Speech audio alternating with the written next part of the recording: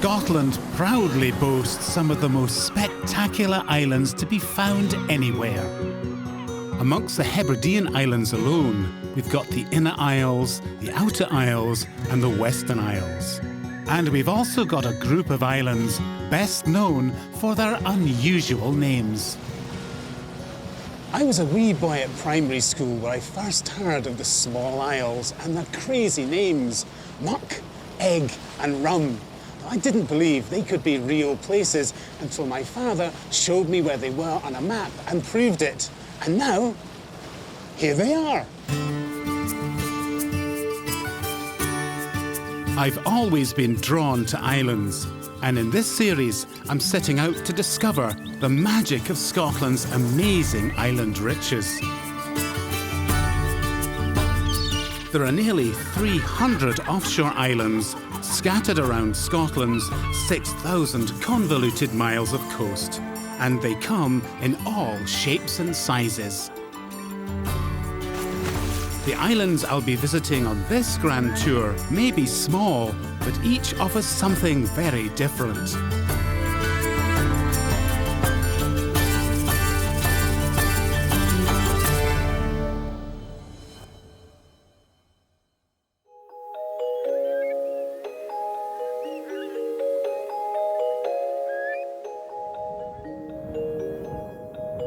The Small Isles are part of the Inner Hebrides and lie in the often wild waters off the west coast of Scotland. My journey will take me from the mainland to the tiny island of Muck. From there, I'm heading to the wilderness of Rum and finally arriving on Egg for a very special celebration.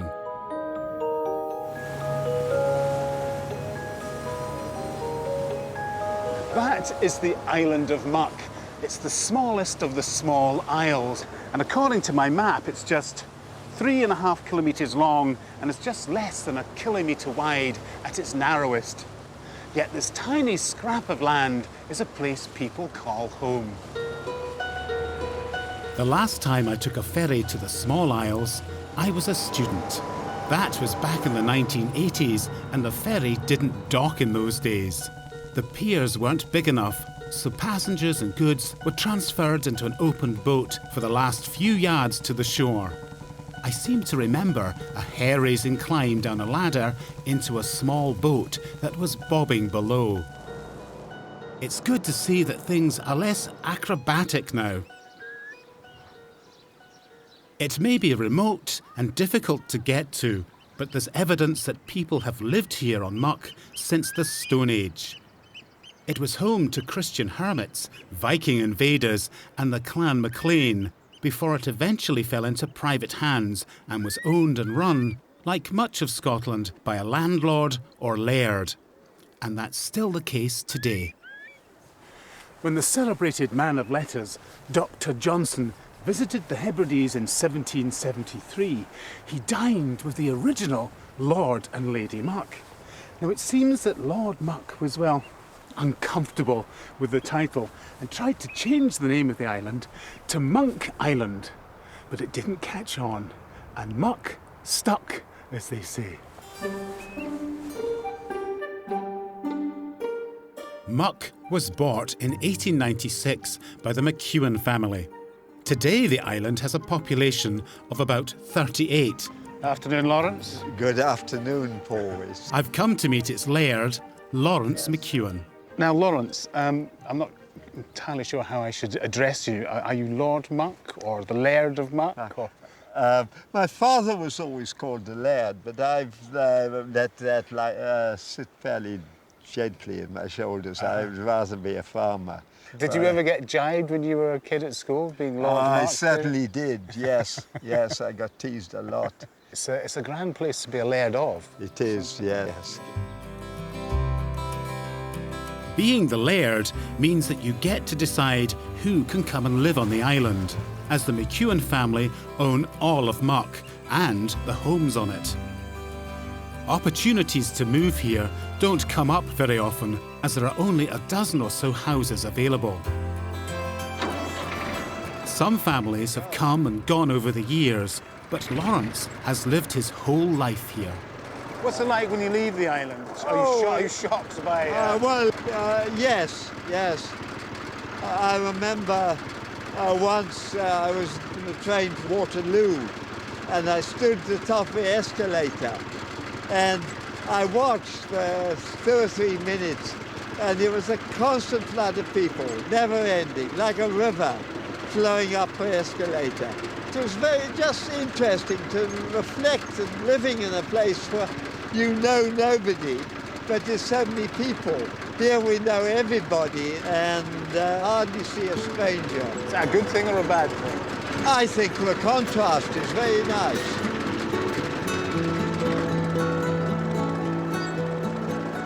I have to say that Lawrence is very different from what I expected a laird to be. There are no airs and graces. He's very much a working farmer. That's certainly worth the effort coming up here, isn't it? Yes, absolutely fantastic. Lawrence clearly loves this small island, and it's not hard to see why. This is your domain. You're lord of everything you survey here. What's it like owning an island? I don't get up in the morning and think, isn't it wonderful I own this? I'm just here for a short period. I don't take the fact that it's mine too seriously. I think it belongs to everybody who lives on it. Well, I think you're a very lucky man, Lawrence, living here. Well, it's nice to have you here. And what a view. The way the McEwens run Muck seems to work, but the history of land ownership has not always been a happy one in the Hebrides. And it's certainly a very different story at my next destination, the Isle of Rum. It was the Vikings' renowned seafaring skills which brought them to these islands at the start of the 9th century. That's the island of Rum behind me, and those extraordinary rugged mountains form the island's signature skyline, and they've got heroic names to these peaks. There's Askeval, there's Trollval and Helival, named by the Vikings when they ruled this part of the Hebrides.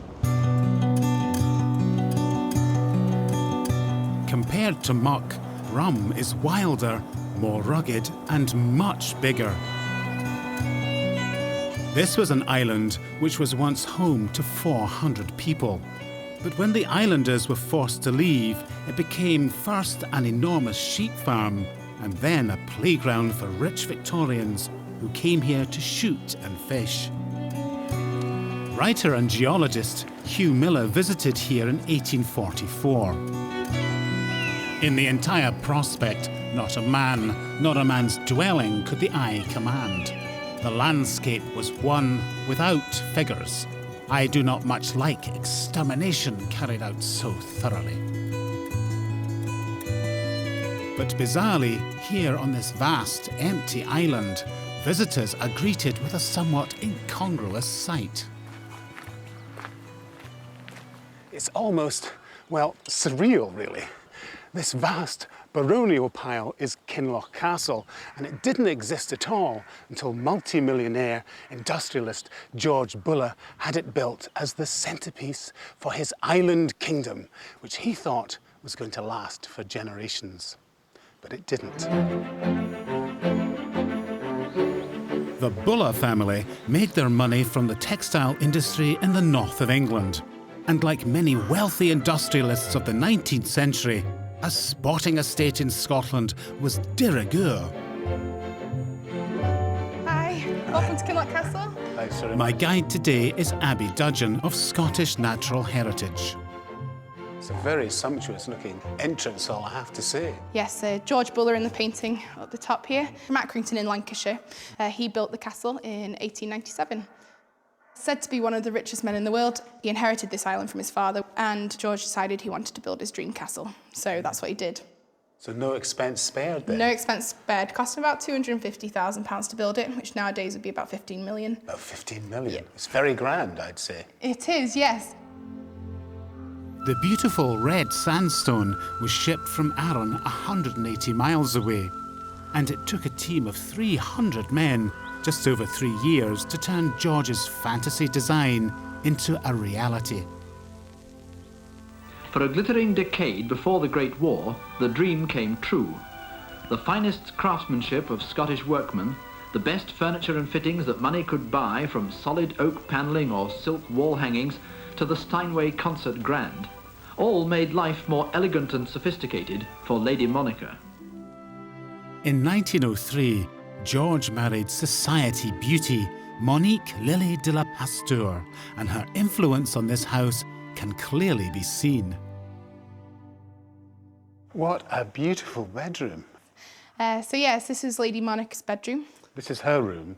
Yes. There's no sense of him here at all. No, so he actually lived on the other side of the castle. And so she'd stay here and her guests would stay on this side as well.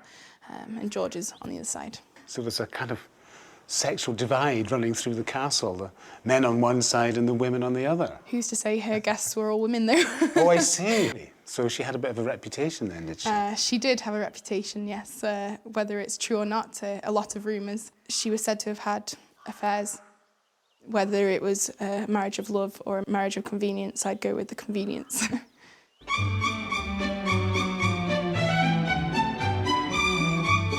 No expense was spared to provide for the entertainment and comfort of the Bullis guests. Remarkably, this was one of the first houses in Scotland to have electric light and a state-of-the-art plumbing system. Perhaps the ultimate in luxury was to soak away the self-imposed hardships of a day's stalking on the hill in the most elaborate shower bath ever invented. A combination of spray, shower and douche designed to soothe the tired sportsman from every direction at once. Sir George saw himself as the sporting laird, able to live in Rum, with of course the help of many servants, in the true style of a gentleman of means. The remoteness was to be no obstacle. The castle was installed not just with suitable furnishings, but with the first internal telephone system in Scotland. And another example of Victorian ingenuity is the castle's orchestrion, apparently originally made for Queen Victoria.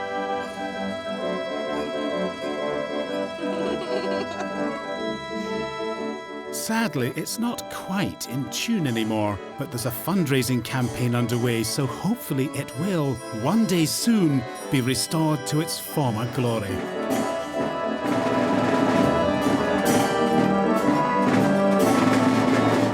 Perhaps the best illustration of the Bullis' wealth and privilege is this ornate ballroom, where servants were not allowed to set eyes on their betters. They didn't allow staff in this room, and if they wanted anything, then they had the butler's hatch. Over here? Yes. Right, so this hatch is set into this panelled wall. Yes. So they'd write down whatever they wanted and put it in there. Crisps, nuts, whiskey. Yes. And the butler would sit on the other side of that, and they'd shut the doors, and then they'd knock from this side, and then the butler would put in whatever they wanted. Right, all very discreet. Yeah, so never really saw what actually You went can't on actually here. peer into this room to No. see what Buller and his guests were up to. No. Whatever the evening's entertainment may have involved, it was the sporting attractions of the island that the guests came for.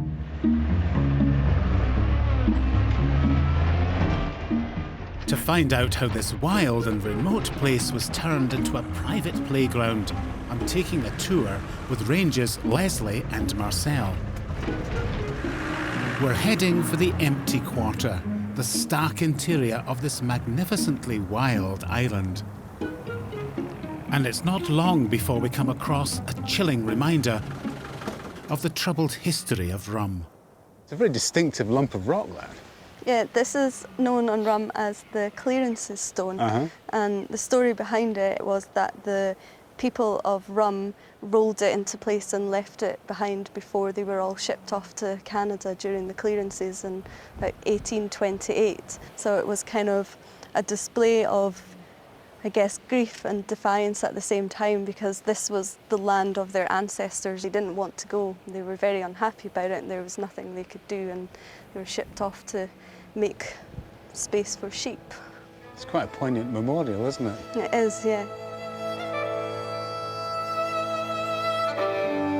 With the people cleared off the island, Victorian sportsmen came looking to pit themselves against nature. but even the landscape had been managed to ensure they wouldn't go home disappointed. Over here you can see the fish trap that was part of an extensive kind of network to divert water to increase the fishing. It's amazing. So they actually went about diverting the natural course of a river. Yeah, they basically dammed off certain areas, creating artificial locks to get salmon up those rivers, yeah. An amazing amount of effort went into simply trying to hook a trout or a salmon. Yes, yeah, there's a lot of work went into that. There are probably 30 people working on this for several years.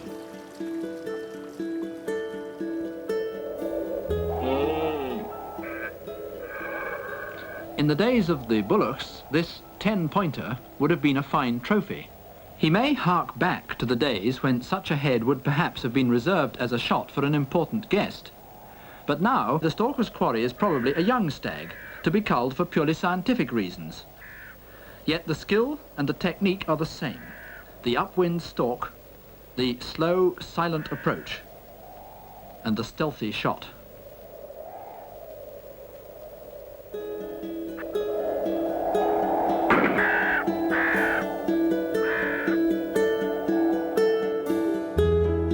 We're on our way to the remote and windswept Harris Bay on the west coast of the island.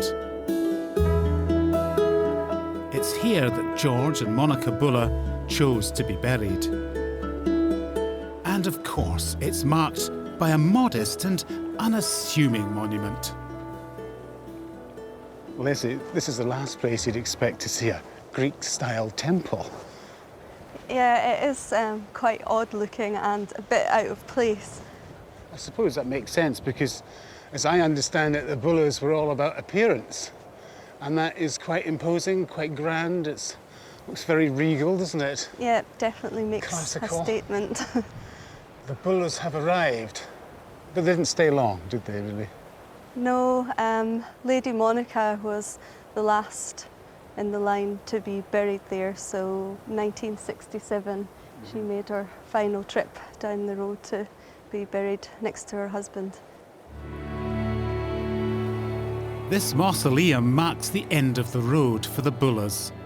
But for me, the clearances stone I saw earlier tells the real story of Rum. The contrast between people with no power and their absentee landlords. Sailing to my final destination, there's a similar story, but with a happier ending. I'm heading for the Isle of Eigg. Eigg might seem like a remote place, and of course in many ways it is, but the island has been attracting visitors since the very early days of tourism. Many of those who ventured here were fascinated by the island's colourful and often bloody past. I've been told that somewhere along this coastline is the scene of one of the darkest episodes in Egg's history. Here we are. That's what I've been looking for. Huh. Now this dark and sinister looking opening is known in Gaelic as Uv nan Frank, which means the Cave of Francis. Now that's an innocent enough name, but it masks a ghastly history. This place came to be known as the Massacre Cave.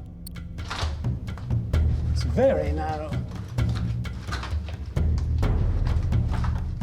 In the 16th century, the island of Eigg was the home of the MacDonalds, who were locked in a bitter feud with the Clan MacLeod of Skye. Back in 1577, the men of Skye invaded Eigg, and when the islanders saw the boats coming, they all hid down here. It's reckoned there were up to 400 of them, men, women, and children. But they were discovered. It was one of the worst massacres in clan history. The invading MacLeods lit a fire at the entrance to the cave and suffocated everyone inside. The entire population of the island perished. And for centuries, the bones lay where the victims died, becoming an early and ghoulish tourist attraction. One visitor was the Victorian geologist Hugh Miller. He wrote, "At almost every step we come upon heaps of human bones. The hapless islanders died in families, each little group separated by a few feet from the others." Thankfully, the bones were removed and taken to the island church. You know, I can't get that ghastly description out of my mind. It's terrible to think what happened down here all those years ago. So many lives lost. I think it's time I returned to the daylight and got some fresh air. Eigg was eventually resettled, and by the 19th century, there was a population of 500. But once again, sheep was seen as more profitable than people. In the islands, it's almost impossible to escape the legacy of the clearances, and Eigg is no exception. Now, these ruins is all that's left of the once thriving community of Grulin. This is a place where history speaks from the soil. When this village was cleared in 1853, many of its people moved away to Canada. With them went a language, a culture, and a way of life. Eigg never fully recovered from the devastating effects of depopulation. By the time of the Second World War, just 47 people lived here. The island's fortunes were at a low ebb.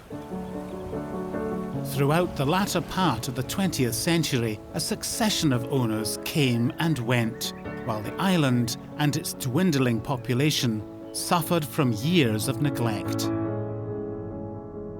For the increasingly disgruntled islanders, the final straw came in the late 1990s when the island was sold again. Eigg's 10th laird, like those who had gone before, came with big promises and grand plans. I've come to meet Maggie Fife, who was very much involved in the struggle to oust Eigg's enigmatic laird. I can remember this mysterious German artist called himself Maruma, who appeared one day out the sky in a helicopter.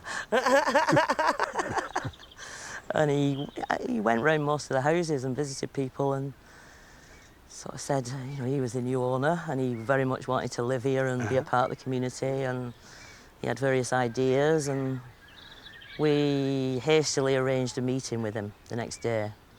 He appeared as if he was listening to you, he was sympathetic to your ideas. Yeah, he took away all our, you know, all the work we'd done on how we saw Eigg developing, and he disappeared for a few months, and then he turned up with this huge bit of paper, which he called his concept. And that's the last we ever saw him. It probably was a good thing in a way, because Maruma owned Eigg for 2 years, and during that time he did absolutely nothing here. He did absolutely nothing. So that sort of convinced everybody that we could actually do a better job than that. The islanders decided enough was enough and began to fight back. We launched a fundraising appeal. We raised over 1.5 million, and that came from over 10,000 members of the general public. That's amazing, isn't it? Yeah, it was incredible. What do you think that level of public support says about the way people feel about landlords on the traditional Highland model? An awful lot of people supported it because they supported the idea of land reform. And the idea of the little guy beating the big guy is always kind of attractive, isn't it?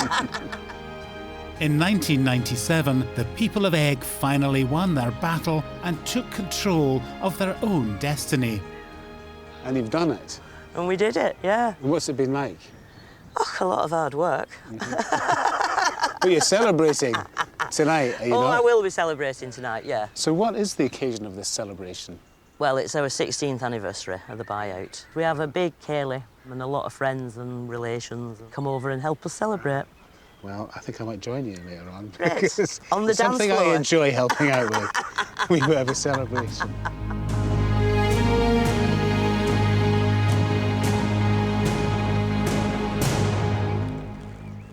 As you can see, people are gathering.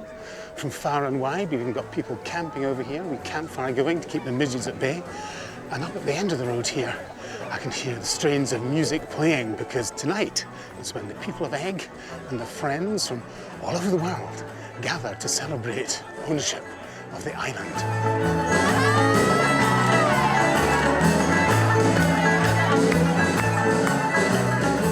There's a lot of people on the island who are very happy with how things have turned out. It's almost like their Independence Day.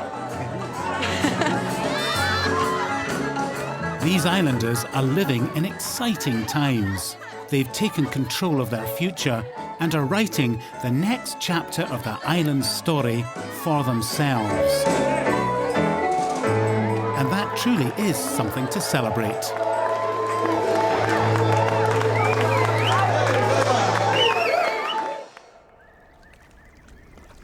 Now, I can hazily recall being told last night that there is one final thing I must do before I leave Eigg. And that is to scale the heights of the landmark that dominates this island. The mighty Sgurr.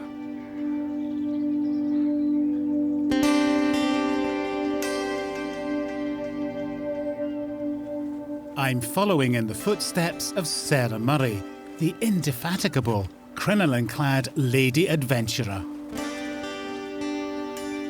She came here in 1802, and in her companion and useful guide to the beauties of Scotland, she writes, "The first clear morning after my arrival in Eigg, I mounted a pony and began my journey to the Sgurr, accompanied by my friends on foot." She was thrilled by the sublime spectacle of the Sgurr, a vast prow of volcanic rock that towers over the island. And I can see why she was impressed. Here we are, at long last, the summit of the mighty Sgurr. And when Sarah Murray got here, she had a picnic and admired the view, which I have to say is pretty stupendous. To the south, I can just make out the tiny island of Muck, where my journey began.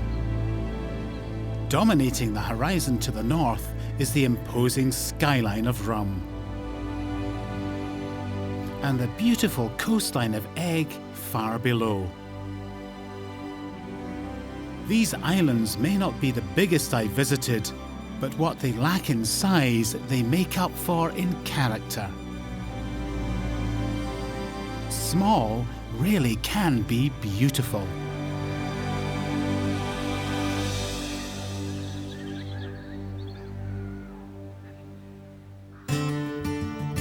Join me on my next grand tour when I'm on an island pilgrimage, following in the footsteps of the saints to visit Lismore, Colonsay and Oronsay.